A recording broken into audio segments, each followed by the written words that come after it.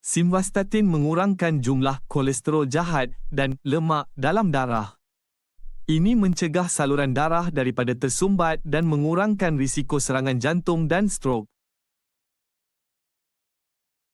Anda boleh mengambil ubat ini dengan atau tanpa makanan. Beberapa kesan sampingan biasa mungkin termasuk sakit otot ringan atau kelemahan atau berasa letih, gangguan perut seperti sakit perut, sembelit, cirit-birit, atau sakit kepala, sakit sendi atau sakit belakang.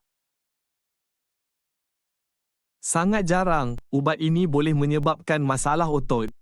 Gejala termasuk sakit otot yang teruk dan tidak dapat dijelaskan yang tidak hilang, kelemahan otot atau kekejangan di seluruh badan, atau air kencing berwarna coklat gelap. Kesan sampingan lain yang jarang adalah ia boleh menyebabkan masalah hati.